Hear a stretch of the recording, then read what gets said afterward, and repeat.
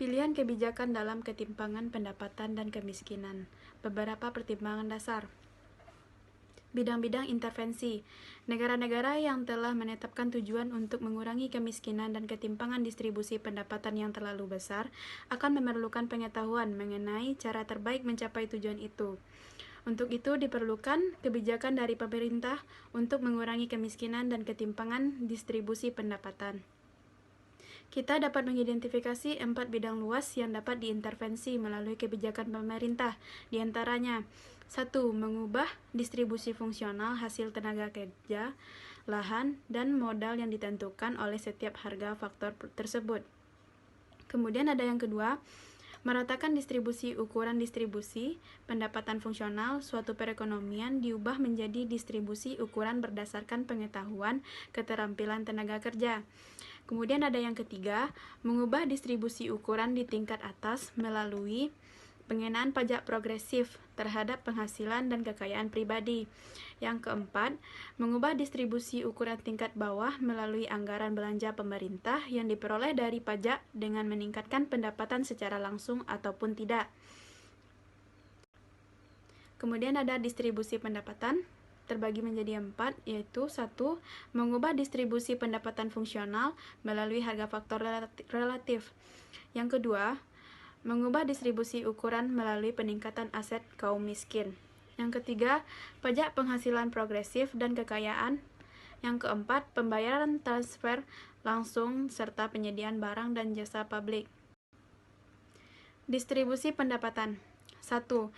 Mengubah distribusi pendapatan fungsional melalui harga faktor relatif, yaitu di sini mengubah distribusi pendapatan fungsional adalah suatu pendekatan yang didasarkan pada teori ekonomi tradisional.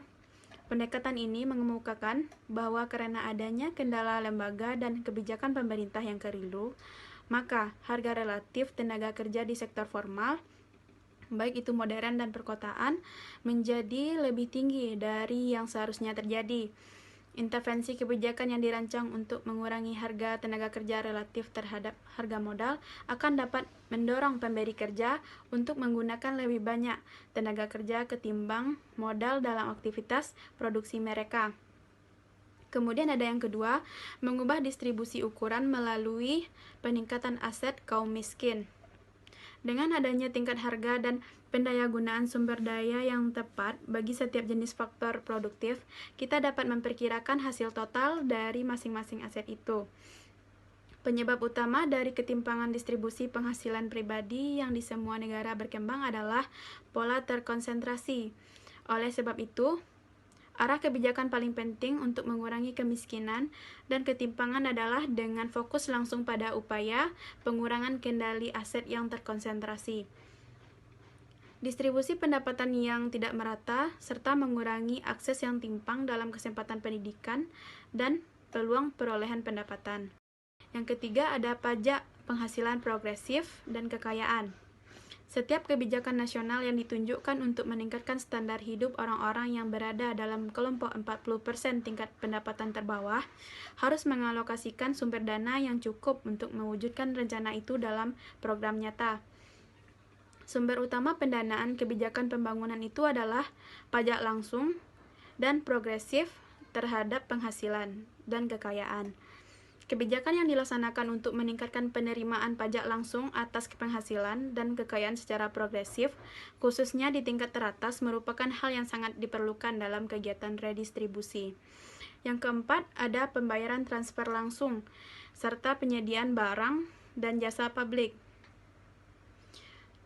Penyediaan langsung barang dan jasa konsumsi publik yang dibiayai melalui pajak bagi orang-orang yang sangat miskin merupakan salah satu instrumen lain yang penting dari kebijakan komprehensif yang dirancang untuk menanggulangi kemiskinan. Contohnya, meliputi proyek kesehatan masyarakat di daerah pedesaan dan pinggiran kota. Penyediaan perkotaan dapat mencakup kesempatan memperoleh pinjaman dengan tingkat bunga yang terjangkau tentunya. Baiklah, materi selanjutnya yaitu tentang pertumbuhan penduduk dan pembangunan ekonomi yang akan saya sampaikan. Di sini ada 6 pokok pembahasan. Yang pertama yaitu isu pokok tentang pertumbuhan penduduk dan kualitas hidup. Yang kedua, pertumbuhan penduduk yang terjadi di masa lalu, masa kini, dan masa depan. Yang ketiga, transisi demografis. Yang keempat, penyebab tingginya fertilitas di negara berkembang yang dikembangkan oleh model Malthus dan rumah tangga. Yang kelima, konsekuensi fertilitas yang tinggi dengan beberapa perbedaan pandangan, dan yang terakhir yaitu beberapa pendekatan kebijakan. Jumlah penduduk dunia pada tahun 2009 diperkirakan mencapai 6,8 miliar orang. Yang pertama yaitu isu pokok tentang pertumbuhan penduduk dan kualitas hidup. PBB memproyeksikan jumlah penduduk akan mencapai lebih dari 9,2 miliar pada tahun 2050. Penduduk dunia bertambah lebih dari 75 juta orang per tiap tahunnya. Hampir semua pertambahan penduduk neto ini, 97% terjadi di negara-negara berkembang. Akan tetapi, masalah pertumbuhan penduduk bukan sekedar persoalan semata. Hal ini merupakan masalah kesejahteraan dan pembangunan manusia. Pertumbuhan penduduk yang berlangsung cepat dapat menimbulkan konsekuensi serius bagi kesejahteraan manusia secara menyeluruh. Jika pembangunan pada dasarnya upaya untuk meningkatkan taraf hidup, pendapatan, kesehatan, pendidikan, dan kesejahteraan, dan juga mencakup peningkatan kapabilitas, harga diri, maka pertanyaan penting mengenai pertumbuhan ekonomi adalah bagaimana situasi kependudukan kontemporer di banyak negara berkembang dapat menunjang atau sebaliknya, justru menghambat peluang mereka dalam mewujudkan tujuan pembangunan, bukan hanya bagi generasi sekarang, tapi juga bagi generasi masa depan. Yang selanjutnya, materi 2 yaitu pertumbuhan penduduk. Pertumbuhan penduduk dibagi atas 3 masa, yaitu yang pertama masa lalu, masa kini, dan masa depan. Pertumbuhan penduduk dunia sepanjang sejarah selama lebih dari 2 juta tahun keberadaan manusia di bumi, jumlah total penduduk dunia pada waktu itu masih sangat terbatas. Tatkala manusia mulai membudidayakan bahan pangan melalui pertanian, menetap sekitar 12.000 tahun yang lampau. Jumlah total penduduk dunia diperkirakan tidak lebih dari 5 juta jiwa dan meningkat setiap tahunnya. Berikut tabel perkiraan pertumbuhan penduduk dunia, dimulai dari tahun 10.000 sebelum Masehi dengan perkiraan jumlah penduduk 5 juta sampai tahun 2050 dengan perkiraan jumlah penduduk 9 juta. Laju pertumbuhan penduduk dunia sedikit mereda, namun tetap berada pada tingkat yang relatif sangat tinggi bila dilihat dari data-data historisnya, yaitu sekitar 1,3% per tahun. Akan tetapi, laju pertumbuhan penduduk di Afrika masih sangat tinggi, yaitu 2,4% per tahun.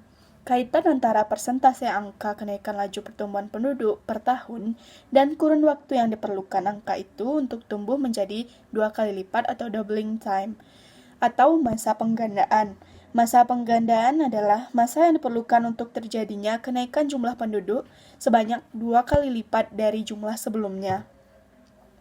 Dari tabel tersebut menunjukkan betapa cepat pertumbuhan penduduk bumi setelah tahun 1950 dibandingkan pertumbuhan dalam 2 abad sebelumnya.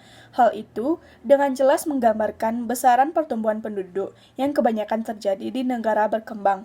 Tabel juga menyajikan angka proyeksi pertumbuhan penduduk sampai tahun 2050, ketika jumlah penduduk diperkirakan mencapai 9,2 miliar. Berdasarkan catatan sejarah, perubahan mendadak dalam tren pertambahan penduduk secara menyeluruh yang diakibatkan naik turunnya jumlah penduduk sangat dipengaruhi oleh kombinasi peristiwa seperti kelaparan, penyakit, kurang nutrisi, wabah yang mengakibatkan tingkat kematian yang tinggi. Di abad ke-20, kondisi itu semakin dapat dikendalikan melalui teknologi dan ekonomi. Akibatnya, mortalitas manusia sekarang mencapai titik terendahnya karena kemajuan teknologi dan kedokteran modern menyebabkan kenaikan pertumbuhan penduduk. Secara singkat, pertumbuhan penduduk dewasa ini terutama diakibatkan oleh cepatnya peralihan dari era sejarah panjang yang dicirikan dengan tingginya angka kelahiran dan kematian ke era yang dicirikan dengan angka kematian yang menurun tajam, tetapi angka kelahiran, terutama di negara berkembang, menurun lebih lamban dibandingkan dengan tingkatnya yang secara historis tinggi. Selanjutnya yaitu struktur penduduk dunia. Struktur penduduk dunia dibagi atas 3, yaitu menurut wilayah geografi, yang kedua tren fertilitas dan mortalitas, yang ketiga struktur usia dan beban ketergantungan. Pada wilayah geografi, besar dari 3/4 penduduk dunia hidup di negara berkembang, hanya 1/4 penduduk dunia yang hidup di negara maju. Yang kedua, tren fertilitas dan mortalitas, pertambahan penduduk dikarenakan pertambahan alamiah dan migrasi internasional. Pertambahan ilmiah mengukur selisih jumlah kelahiran dan kematian. Dan yang terakhir yaitu struktur usia dan beban ketergantungan. Rasio ketergantungan pemuda adalah perbandingan jumlah individu yang di bawah 15 tahun dengan penduduk dalam usia kerja dengan usia 16-64 tahun. Yang ketiga yaitu transisi demografi. Transisi demografis adalah proses penurunan bertahap tingkat pertumbuhan penduduk dari tahap pertumbuhan yang hampir stagnan yang ditandai dengan tingkat kelahiran dan kematian tinggi, kemudian melalui tahap pertumbuhan penduduk yang berlangsung cepat dengan tingkat kelahiran tinggi dan tingkat kematian rendah. Setelah itu memasuki tahap pertumbuhan rendah dan stabil di mana tingkat kelahiran dan kematian itu rendah.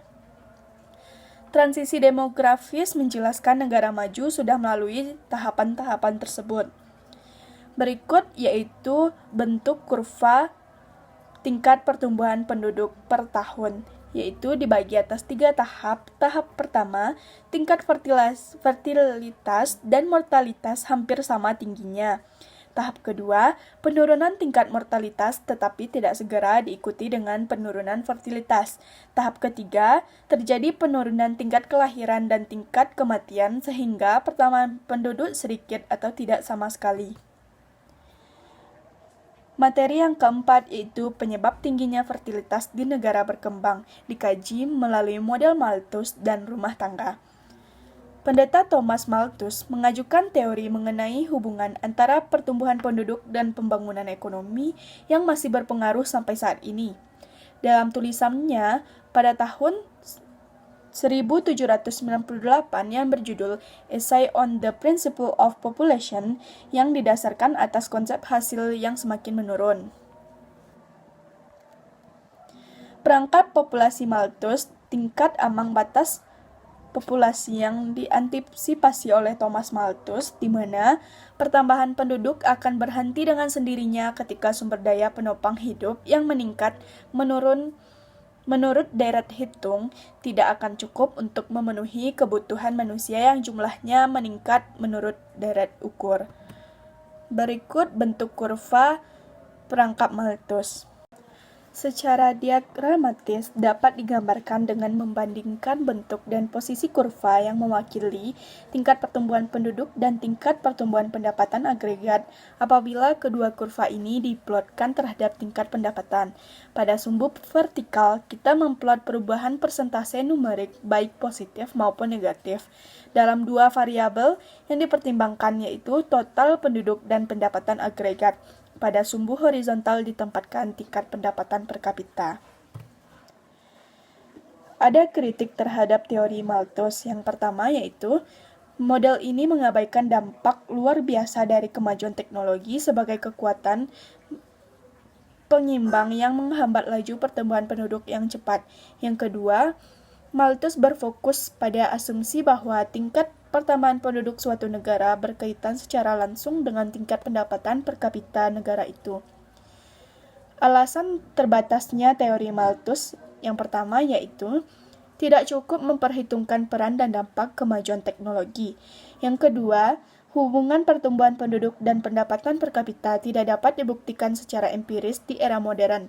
Yang ketiga, fokus pada variabel yang salah. Selanjutnya yaitu teori mikroekonomi fertilitas rumah tangga. Teori yang menjelaskan bahwa setiap keluarga memiliki biaya dan manfaat yang menentukan ukuran keluarga yang diinginkan. Teori ini mengadopsi teori perilaku konsumen konvensional. Anak dianggap sebagai barang konsumsi, tidak memberi keuntungan. Permintaan anak merupakan pilihan ekonomi yang rasional bagi konsumen. Pilihan tersebut mengorbankan pilihan barang lain. Keinginan punya anak dipengaruhi oleh income atau pendapatan, harga anak atau biaya hidup, dan keinginan mengkonsumsi barang lain atau efek substitusi dan pendapatan. Permintaan terhadap anak berhubungan positif dengan pendapatan. Permintaan terhadap anak berhubungan negatif terhadap harga relatif atau biaya pemeliharaan anak serta preferensi untuk barang-barang lain. Secara matematis, hubungan ini dapat dinyatakan dengan rumus CD sama dengan F dikali Y, PC, PX, TX, X sama dengan 1N. Keterangan yaitu CD merupakan permintaan anak-anak, Y merupakan pendapatan rumah tangga, PC merupakan harga neto anak, PX harga barang lain, dan TX preferensi terhadap barang lain. 1. Permintaan akan anak di negara berkembang. Di negara-negara miskin, anak-anak dipandang sebagai barang investasi ekonomi dalam arti bahwa anak-anak ini nantinya diharapkan memberikan hasil dalam bentuk pekerja anak dan sebagai tempat menggantungkan kehidupan di usia tua. Sejumlah bukti empiris, jumlah studi statistik berspektrum luas di negara-negara berkembang telah menunjukkan adanya dukungan terhadap teori ekonomi fertilitas. Yang kedua yaitu implikasi terhadap pembangunan dan fertilitas. Semua yang telah diperbincangkan sejauh ini dapat diikhtisarkan dengan menyatakan bahwa efek kemajuan sosial dan ekonomi dari menurunkan tingkat fertilitas di negara-negara berkembang akan sangat besar ketika mayoritas penduduk dan khususnya orang-orang yang sangat miskin sama-sama memperoleh manfaatnya. Secara khusus, angka kelahiran di kalangan kaum sangat miskin kemungkinan besar akan menurun apabila perubahan sosioekonomi yang berikut dapat diwujudkan. Yang pertama, peningkatan pendidikan serta perubahan peran dan status perempuan. Yang kedua, peningkatan kesempatan kerja di luar sektor pertanian bagi perempuan. Yang ketiga, kenaikan tingkat pendapatan keluarga. Yang keempat, pengurangan tingkat kematian anak. Dan yang kelima, perluasan kesempatan memperoleh pendidikan. Materi yang kelima yaitu konsekuensi fertilitas yang tinggi. Menurut beberapa perbedaan pandangan, ada beberapa perspektif yang saling bertentangan. Berikut ini adalah argumen utama yang mendukung dan menentang gagasan bahwa konsekuensi dari pertumbuhan penduduk yang cepat dapat menimbulkan berbagai masalah pembangunan yang serius. Yang pertama yaitu bukan masalah yang sesungguhnya, dan yang kedua pertumbuhan penduduk memang masalah sesungguhnya. 1. Bukan masalah sesungguhnya. Kita bisa mengidentifikasi 3 argumen umum dari orang-orang yang menyatakan bahwa pertumbuhan penduduk tidak menjadi masalah. Yang pertama, masalahnya bukan pertumbuhan penduduk, tetapi pada sejumlah isu lainnya. Yang kedua, pertumbuhan penduduk adalah isu palsu yang sengaja diciptakan oleh badan dan lembaga internasional yang didominasi negara-negara kaya agar negara berkembang tetap berada dalam kondisi ketergantungan. Yang ketiga, bagi banyak negara berkembang dan wilayah berkembang, pertumbuhan penduduk justru merupakan keadaan yang diinginkan. Ada juga isu-isu lainnya, yaitu banyak pengamat dari negara kaya dan miskin menyatakan bahwa masalah sebenarnya bukan pada pertumbuhan penduduk, tetapi salah satunya atau keempat hal berikut, yaitu yang pertama, keterbelakangan, kedua, menipisnya sumber daya alam dan kerusakan lingkungan hidup, yang ketiga, distribusi penduduk, dan yang keempat, penempatan perempuan pada kedudukan yang lebih rendah.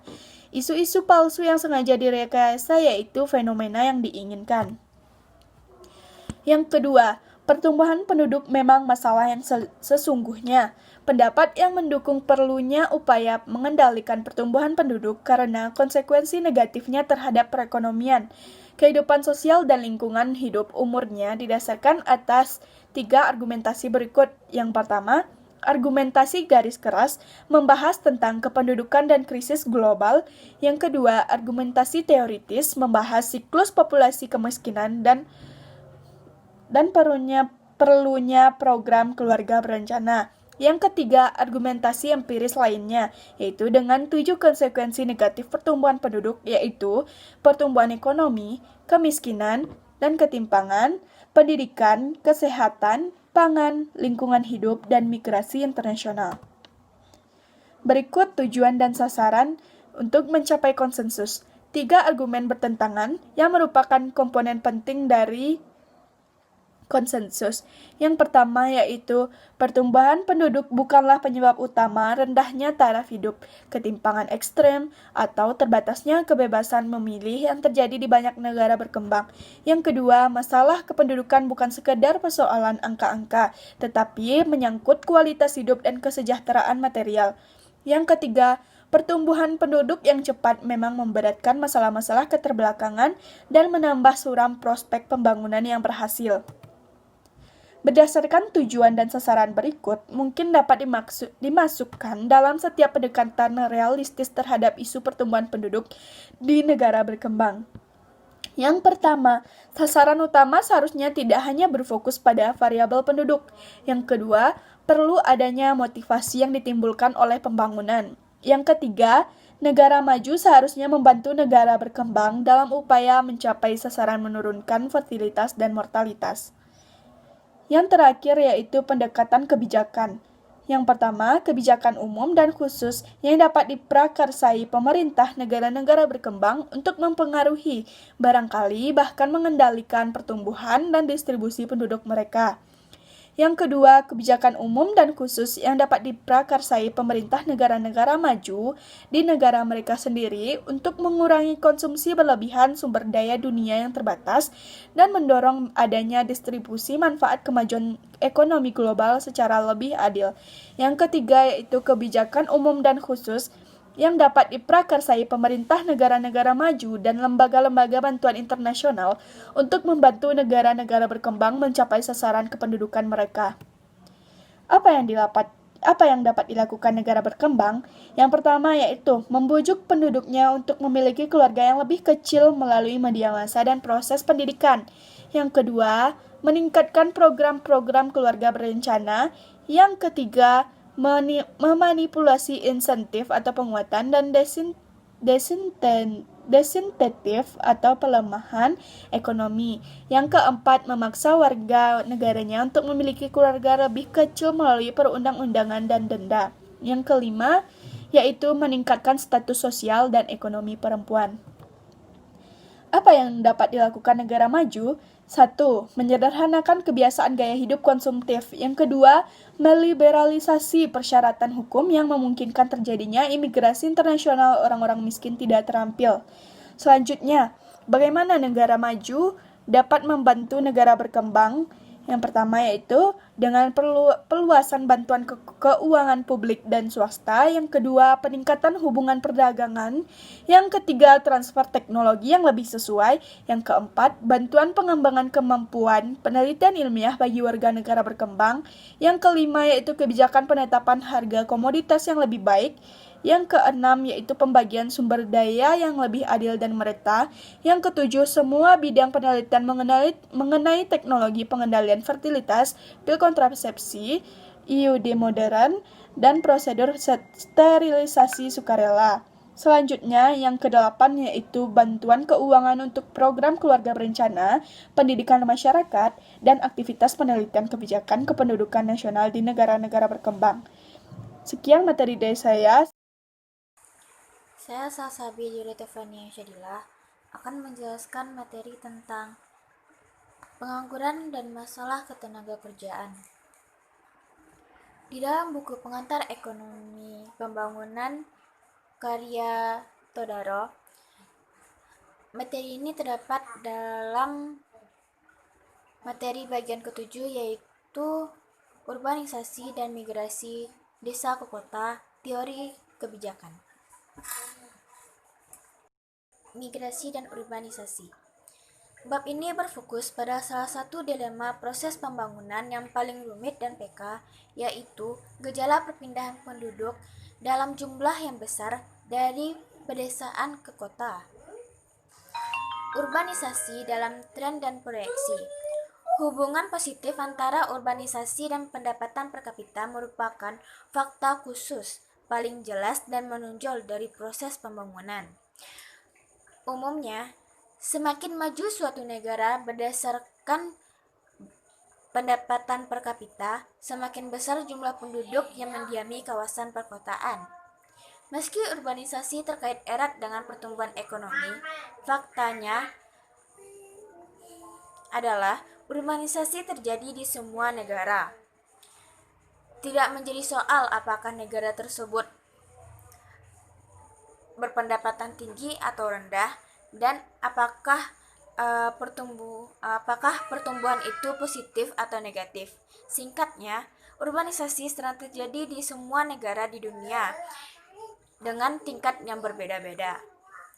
Yang menjadi pertanyaannya adalah mengapa masyarakat lebih banyak yang memilih untuk menetap di perkotaan?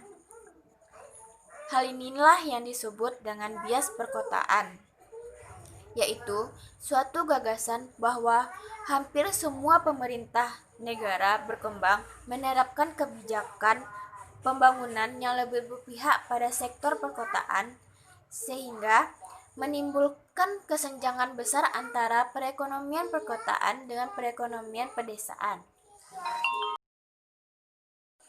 Meski pertumbuhan penduduk dan migrasi antara desa ke kota yang terus meningkat merupakan penyebab utama ledakan kawasan perkampungan dan kumuh perkotaan.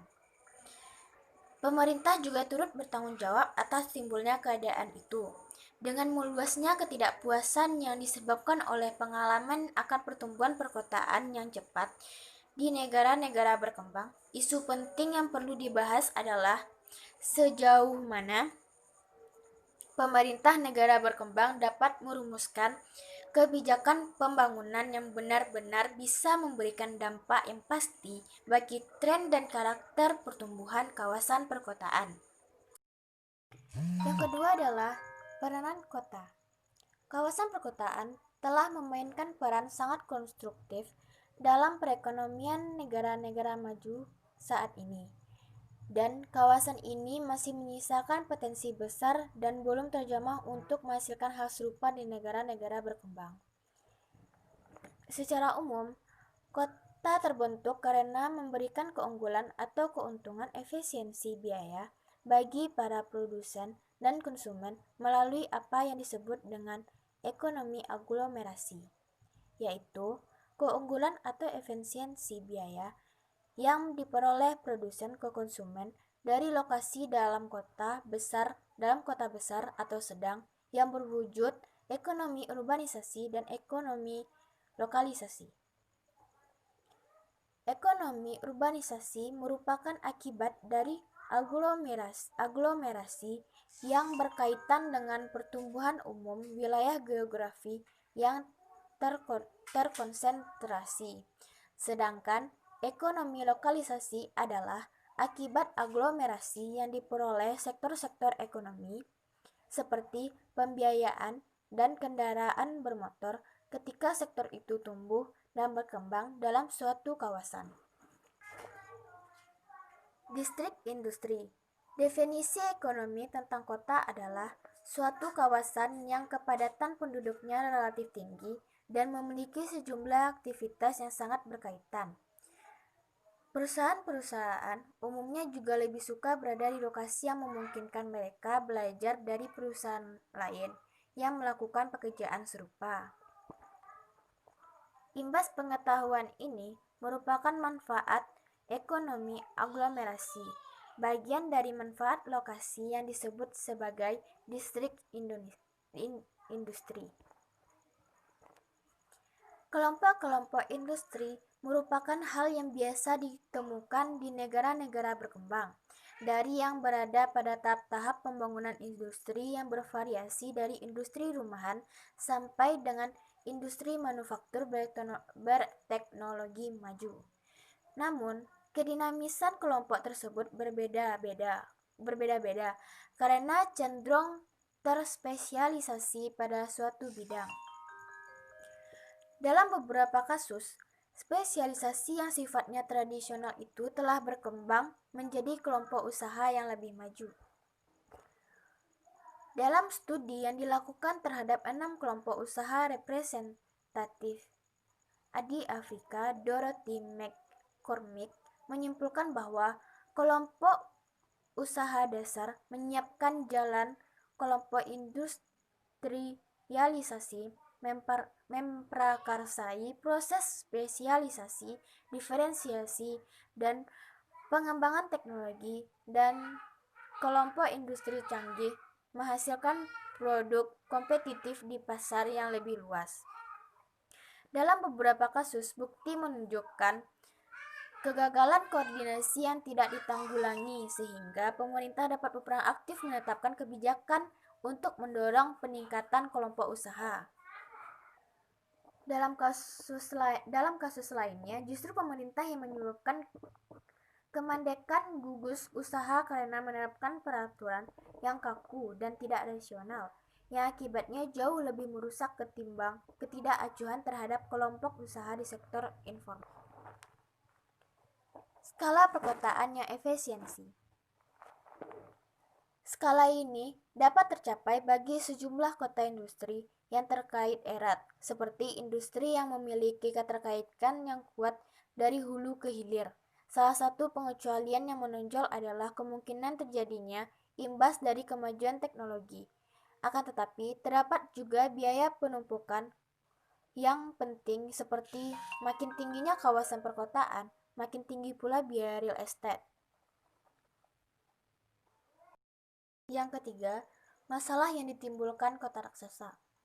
Rute transportasi utama di negara-negara berkembang umumnya adalah warisan zaman kolonial.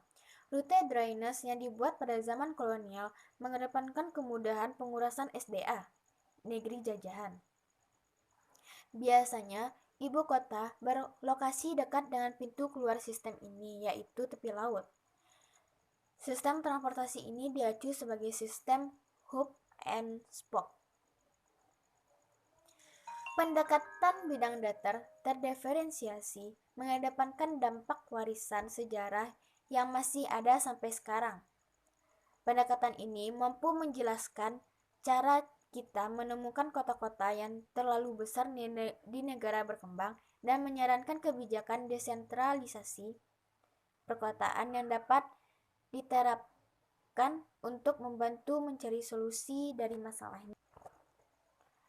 Di negara-negara berkembang, pemerintah cenderung kurang terlibat dalam penyebaran aktivitas ekonomi dengan ukuran lebih dapat dikelola atau diandaikan mereka memang terlibat, sering kali kurang efektif. Sebagai contoh, pemerintah ingin menyebarkan industri tanpa mempertimbangkan sifat-sifat aglomerasi dengan memberikan insentif, tetapi tidak ada upaya pengelompokan sejumlah industri yang berkaitan.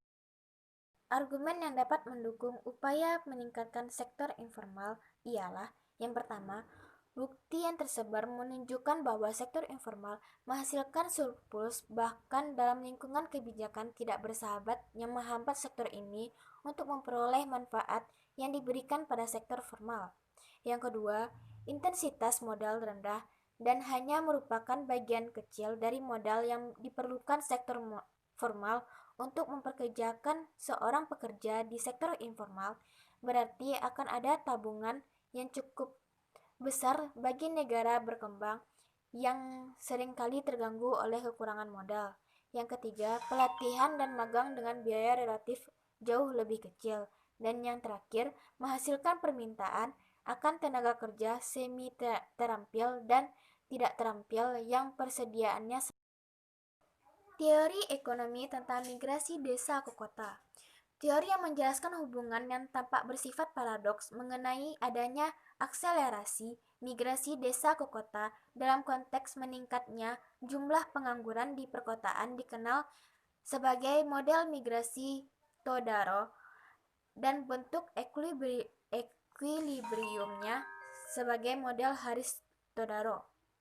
Model migrasi Todaro adalah sebuah teori yang menjelaskan bahwa migrasi desa ke kota adalah proses yang secara ekonomi rasional terlepas dari tingginya pengangguran di perkotaan.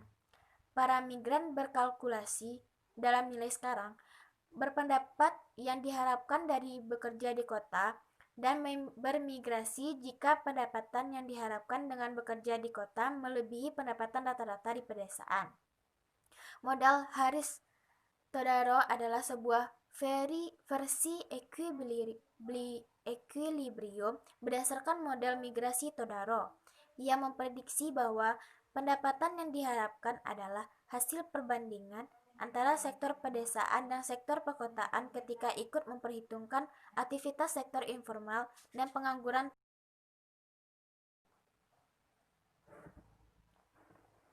Yang kelima, migrasi dan pembangunan. Sebagaimana yang telah dikemukakan sebelumnya, migrasi desa ke kota telah berlangsung secara dramatis, dan pengembangan kota memainkan peran penting dalam pembangunan ekonomi. Dampak migrasi terhadap proses pembangunan sebenarnya jauh lebih luas daripada dampaknya atas semakin parahnya pengangguran terbuka dan terselubung di perkotaan. Kita harus menyadari bahwa ketidakseimbangan antara besarnya jumlah orang-orang yang bermigrasi dan terbatasnya lapangan pekerjaan merupakan gejala keterbelakangan dan juga berkontribusi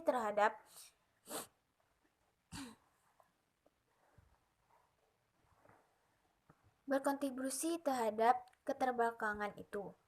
Salah satu tahap sederhana tetapi penting untuk menekankan fenomena migrasi ini adalah dengan menyadari bahwa setiap kebijakan ekonomi dan sosial yang memengaruhi proses migrasi secara langsung atau tidak langsung. Jenis migrasi yang paling penting dari sudut pandang pembangunan jangka panjang adalah migrasi desa ke kota.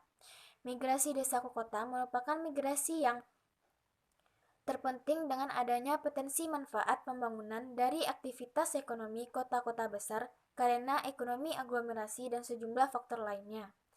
Selain perbedaan upah, usia, dan pendidikan, migrasi juga sebagian disebabkan oleh perkawinan.